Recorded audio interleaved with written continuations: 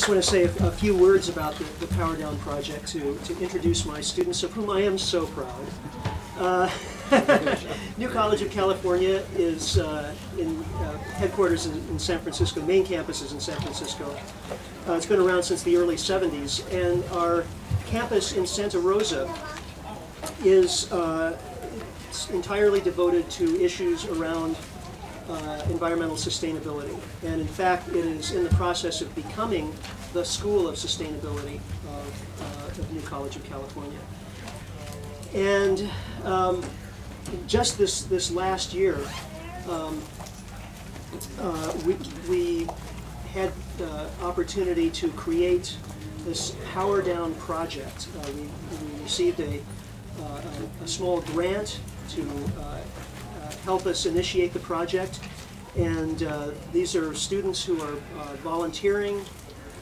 And in my talk just a few minutes ago, and some of you were here, some of you weren't, I talked about how the peak oil movement is maturing, and that sign of maturity is the involvement in policy making at all levels, rather than just sort of wringing our hands and heading for the hills once we hear about the problem of oil depletion. Actually thinking about, okay, now what's this going to mean for my community, and how can I help make the transition so that we end up at the end of the day with the best outcome for as many people as possible. That's a mature attitude to take to a crisis situation. And I think it says a lot for these students that they have stepped up and volunteered so much time to this sort of project. So I'm not going to explain the project to you. I'm going to let them do that for themselves. But and I'll let them introduce themselves to you. That is so well.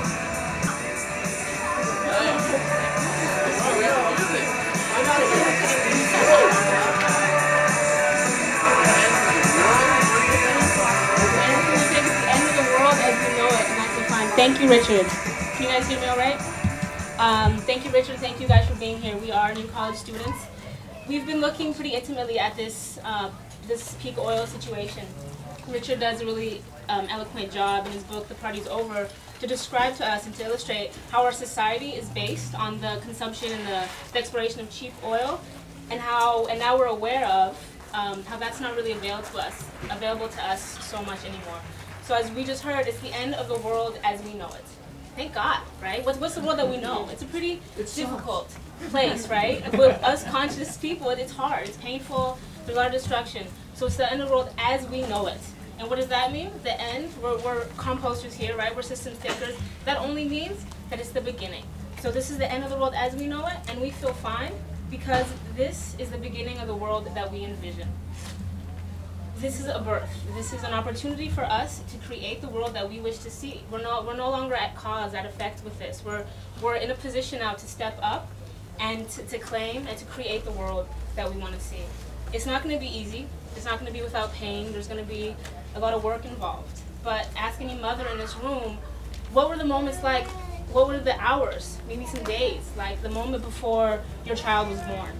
There was hard work involved. There was some sweat. There was some blood. There was definitely some tears, and that's what we're facing. And I think we're midwifing right now the revolution. This is not a sustainable revolution. This is a thrivable revolution. I don't believe that we should aim to sustain. We need to aim to thrive, and we live on a planet that thrives if we learn, if we remember to live with that. So revolution, we've evolved in this oil consumption society. So we're evolving that. We're revolution. So we here are bringing the sustainable revolution.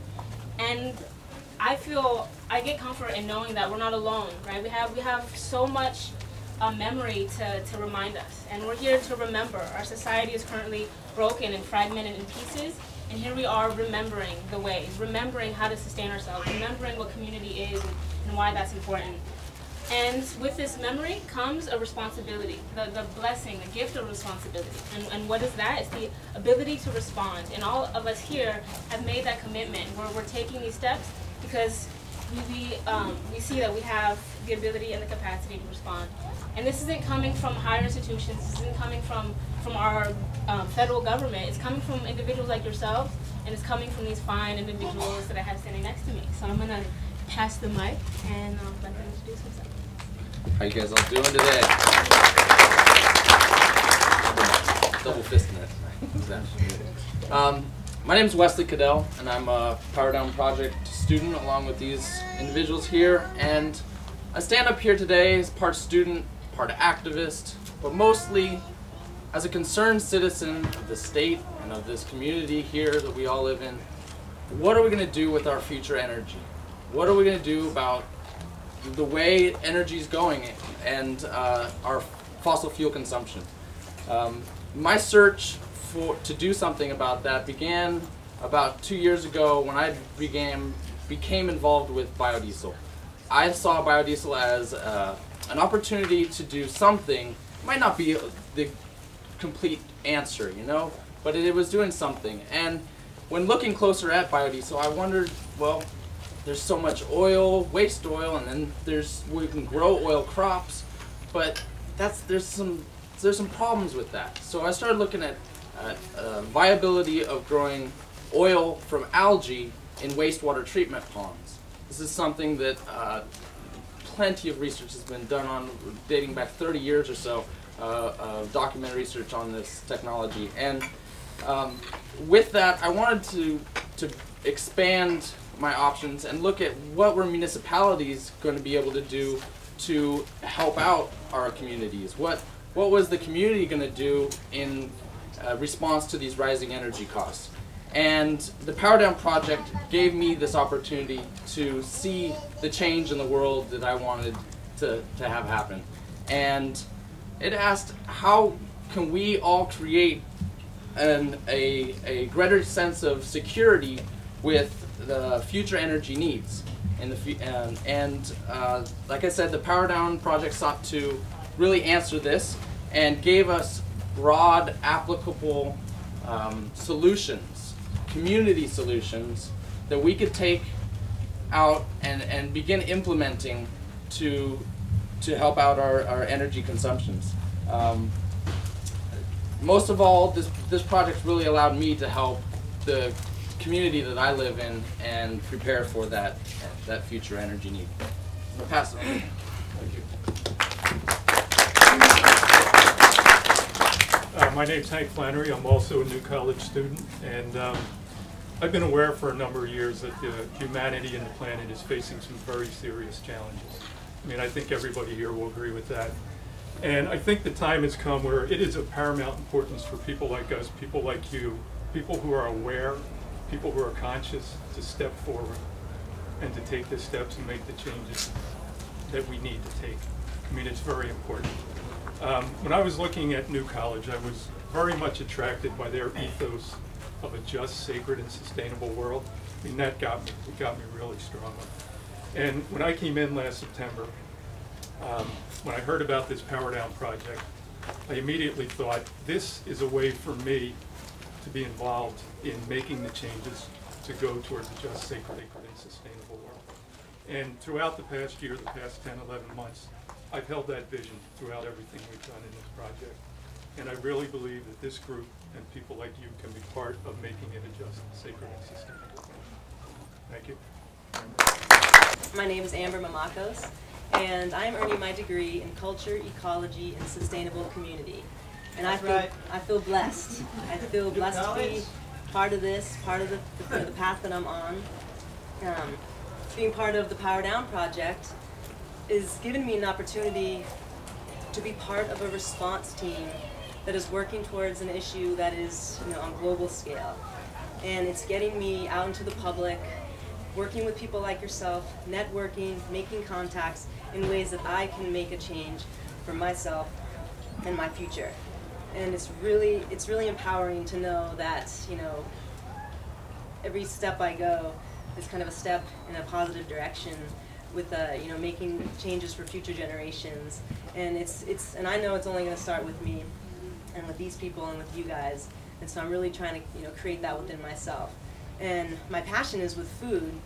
I'm a nutrition educator, I'm a gardener, I'm getting into sustainable agriculture, I love to cook, and this has just given me a chance to really focus on something in that aspect and take it. And I want to educate others, and I want to teach people how to grow their food locally and how to make it sustainable, and just really kind of, you know, emit that through what is like part of my passion, you know, where I can take and hopefully grow with this and for future. And so, Amanda is gonna speak it in.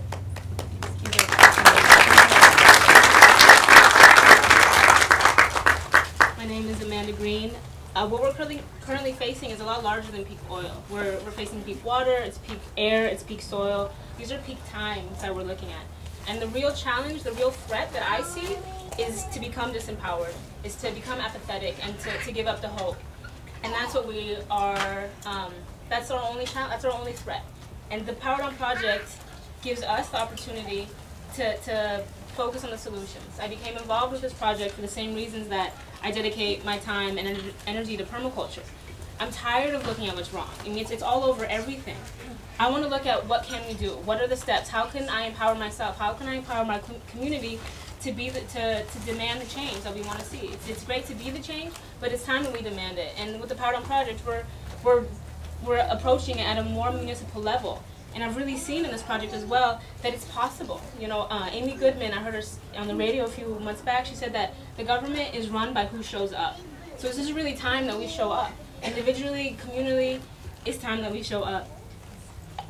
Emma Goldman said, if I can't dance, I don't want your revolution. So I bring that as well. It's time to dance. It's time to bring back the community, bring back the tribes, and have fun with it. You know, these are difficult times. We could sit in that place and spin around in circles and get lost, or we could be active and do something about it, step up. In permaculture, we often see the problem as the solution, or the problem is within the solution. And the problem that we're living in is the way that we live. So what's the solution? It's the way that we live. We need to reintroduce how we live in connection and in relationship with this earth, and therefore we're able to move forward, and therefore we're able to not sustain ourselves, but to really thrive. So what is the Power Down Project, right? Let's find out a little bit more about what we've been doing with the Power Down Project. A few more facts. I'm sure all of you who are business or economic minded are aware of the acronym of the BRIC countries. It's Brazil, Russia, India, and China. Here's an interesting fact. That's 35 to 40% of the world's population. Those populations are growing and those economies are growing. And they're going after the same oil that the West used to have pretty much a monopoly on. What we're facing here is increased demand, decreasing supply. Another fact, oil is becoming harder to extract from the ground. The days of Saudi Arabia putting a pipe in the ground and it bubbling up there are over, for the most part. What they're looking at now is tar sands, shale, and what's really scary is offshore. Some of you may have heard that there's a possibility they're going to allow offshore drilling again off the coast of California. And I think some of you remember some of the issues 20, 30 years ago when there were spills off the coast of California and what that does. I mean, this is not sustainable. Another fact, when the oil is harder to extract from the ground, there's usually more environmental degradation. When you have to go offshore, you're going down into the ocean offshore, you get a minor accident, that can have a tremendous impact. Tar sands and shale, that just rips up the whole landscape. They're just tearing everything apart to extract that away. So we're working on the Power Down project. We decided we weren't just going to go out there and talk about bad things, we wanted to have solutions as well. We wanted to inform the communities, we wanted to give them ideas.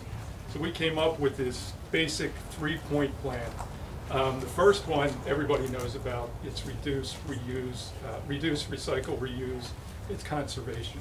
You know, that's pretty common in the US now, it's not a hard sell. The other thing we looked at was alternative energies, which we've talked about a little bit already, solar, wind, things like that. The other thing we talked about was efficiency. I mean, it's very easy. There's the technology already exists to make cars go 40 miles, 50 miles per gallon on a gallon of gas. That's not happening right now. And that's not that hard of a thing to change. There just has to be a willingness on the part of the automakers and a demand from the public to change that consciousness. And that leads into our third thing, which is the biggest thing, and that is changing consciousness. That is changing consumer patterns, and that's changing the way people think about the way they are on the earth. And this is a hard sell. In the United States, people usually equate success with the material goods they have. It's bigger is better, more is better. Well, what we're proposing here, a lot of other people are proposing, is you change the consciousness. You do not base your success on your material values. We want to start putting the idea out there that you can be happy, successful in the world with not a whole pile of material things. We're trying to change the way people see each other. We want people to see that those people on the other side of the world who don't have water, who are starving, dying of thirst, dying younger than they should, that's us. That is us also. That's not some vague anonymous person around the world. It's that kind of mentality that they don't really matter or that they don't exist. That's how we go out and do horrible things all over the world. That's the kind of thing that we really want to see changed. There is some good news. In the past 10 years, there has been, this is all of this, I'm just the one who's saying it, but we've all talked about this. The good news is in the last 10 years, there have been thousands of groups popping up around the world, and a lot of these are grassroots groups. They're talking about the environment, they're talking about social issues, they're talking about war, famine, they're talking about gender issues, they're talking about power down. They're doing things because they're not getting the answers from the powers that be. They're taking the matters into their hands and they're doing it by themselves. Power Down, this group here, is one of those groups. We're just one of many.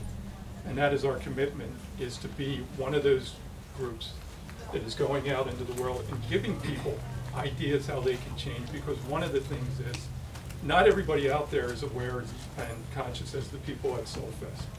People don't know what to do. They don't know how to change, and nobody's giving them the information. Well, I challenge everyone here, and I ask everyone here to be part of the change. Do what you can. There's minor things. You can do little things like composting, unplugging things when you're not using them. I mean, there's some very basic things out there that we can all do. We're also asking everybody, get involved in one form or another. Join a group, do something. Change yourself in order to change the world. And we can do it one person at a time. And at this point, I'd like to turn it over to Amber.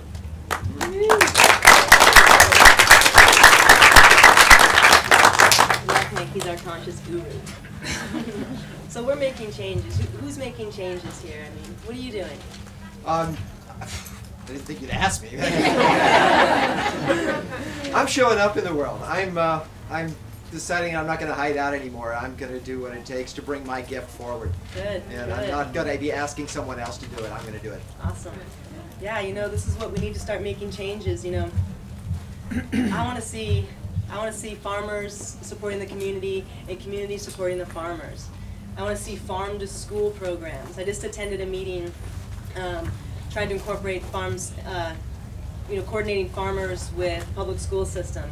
And it's hard. There's no money there. There's no money so the farmers can do it, and there's no money for the schools to hire more people to help process the food. So we need to create change. We need to create policy change. We need to get out there and do things. You know, I'm composting. I've got a compost bin and a worm bin. It's fun. It's easy. You know, no organic substances to the landfills. It helps everything in the long run. You know, there's so much. Get to know your garden. These are the visions I see for change. You know, I want to know what my neighbor's growing, so that we can trade food and what their trees have. You know, we live in this beautiful metropolis, California, where food grows all year round. You know, there's no need to be, you know, kind of going out and buying peaches in the winter. You know, eat locally, eat sustainably. You know, I want to see people making conscious decisions in what they buy and how they produce things, how they prepare things. It's just, there's so much. You know, I've attended conferences on climate change issues, food connections, networking. It's so possible to do, and it's so easy, and it's so empowering that this is the vision I want. These are the changes I'd like to see made. And I'm really happy that you're all here, kind of, you know, connecting and being part of it, and that's how it's going to happen.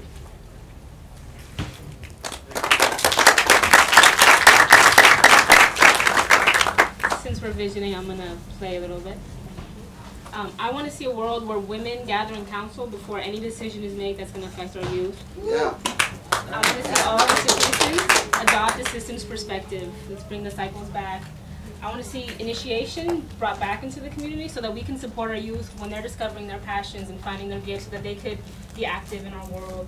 I want to see empowered females supported by empowered men. therefore supporting each other. I want more fruit trees. I want more fruit trees in this climate, especially figs.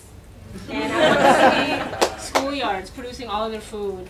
I've spent this last year working at an urban school in the East Bay, teaching gardening, facilitating just getting kids in the dirt and letting them know that bubblegum or mint does not taste like bubblegum. Bubblegum tastes like mint. That's a new concept to a lot of people. And I see that a lot of the destruction is a result of our disconnection. So to bring that connection back and to bring the curiosity and the excitement and the wonder of our natural world that gives us so much that we could give in return. And I just saw the 10 minutes, so I'm going to quickly pass it to you. So there are plenty of... Got something here? You guys making some change back there? Yeah, I was hoping you'd ask more people in here what they're doing. What are you guys doing? Not. So here's my request, is that a thing that citizens can do is go into their city hall and ask for the water element of their general plan. Now you'll find that they don't have one, because unless they've been sued, or they recently read state legislation says they must have one, they don't have one. And that's the way you can stop an unconscious development from going into your town, because the state law says every town has to have a water element. Now they'll ignore it like they don't need one until you go in and say, where's our water element in our general plan? In our watermelon. It's a chapter. In a water element, it's a chapter of a general plan that dictates how a town uses its water. It's like the land, like the agriculture, like the traffic, like the bike paths. It needs to be a chapter, and most towns don't have a water element. The state of California, SB 610, says they have to have one. Thank you. One more? I just had a couple questions. One was, what are the possibilities for large-scale oil production with algae? I will follow up with you. That's the first one. Wrap up. And the second one is, what sort of large-scale plans do you have to try to affect consciousness? I agree that's probably the, how do we change our values from one of greed to one of conservation, and how do you get that out in a big way to the public? I can answer that. Huge questions. I'll start and then we'll do. One of the things that we talked about briefly is we have a template, and we also have a website that will be up and running probably by the end of the month. When we go out to these groups, these community groups, and individuals, part of what we're going to be doing is teaching them how to educate their communities, how to change the consciousness in their community. And as we talked about earlier, this is very much grassroots. Can we affect everything all at once? No, that's probably not possible. But if we start going to groups and then to cities, we can start educating people, because, as I said earlier, a lot of it is people probably do want to be part of the change. They don't know how. They're unaware. So part of our template will be education on how to change the way people think about the world. Did you want to comment also? Yeah, it ties into both your questions. For facilitating shifts in consciousness, my shift came through an experience of interconnection with the world and with all of humanity through one of Joanna Macy's workshops. And so I think that with frameworks such as hers, and that's how I choose to engage with the world, is by doing this, but with frameworks such as hers, we can bring transformational experiences to people and elicit experiences of interconnection and so that individuals can glean insight of their own. And for me specifically, I'm no longer recycling because I feel like I should. I actually get a lot of joy out of it for the first time in my life, and I feel connected to my planet. And so I think that's a fabulous way. Those tools are available for anybody to take them and step up and help other people experience these things through her books. Thank you very much, and I do want to mention that Joanna Macy works with New College. Yeah, she does. We've had her there for weekends. She's very powerful. If anybody has not heard of her, we highly recommend you look at her books. She talks a lot about the Great Turning, which is exactly what we're standing here talking about. One last comment is, we know that our power right now, we're a small group. It's going to be changing consciousness by going out to other groups with our template. And it's not going to happen overnight. But this is what we, as a small group and a small college in Northern California, can do. And thank you for that question. Wrap it up here. question? Yeah, I just wanted to know, is your report on what you learned about Sebastopol as a sample city, is that going to be on your website, or is that available somehow? It will be available on our website, powerdownproject.org. If you look at about the end of the month, look us up there, and we'll be able to show you samples of the interview questions that we had. Good. And Sebastopol has their own citizen advisory group that is working on their issues. We were just kind of creating a report to kind of get them going, just to kind of give them some information that they were also, you know, acquiring themselves. So they have their own group that's taking this forward, and I'm not sure when that'll be available. So, but our website will be up at the end of the month, and we're affiliated with Post Carbon Institute, which is out of Vancouver, British Columbia. And they have about over 100 relocalization groups, and they're all linked on their website that you can get through our website as well. And that is, it's people, small groups in their counties getting together, doing these things, putting out awareness, educating, and that's all available. And that's really, you know, that's what we're just trying to get the message out. It's just education, you know, like Richard was saying, like, you just gotta communicate with your family, and that's the hardest for me.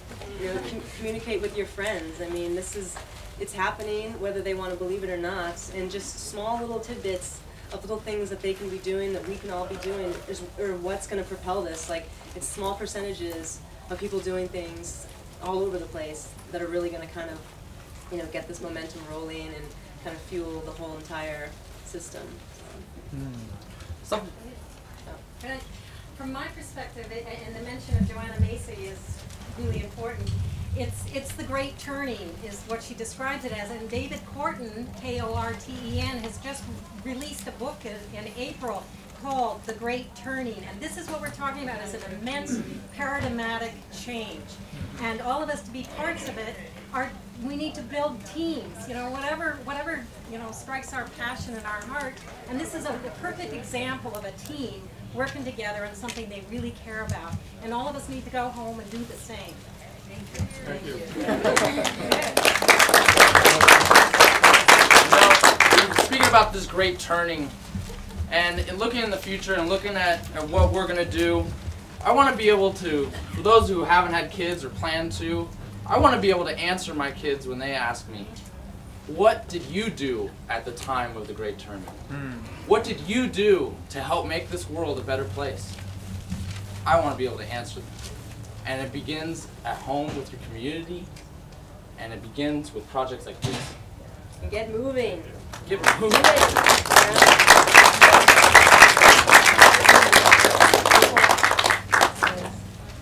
I have one last thing. Right, in this world, energy is power, and the power is concentrated in the hands of a very few. With this idea of sustainability, we have the opportunity for radical social change, and being able to take some of the power and put it on a local level and do things. And this is us, you, taking the power and being in the world. So we're finished up here. So we just want to say thanks. Everything we've done has been because of Ellen. She's our coordinator. Thank you. Stand up, Ellen! Stand up, Ellen! Stand up, Ellen!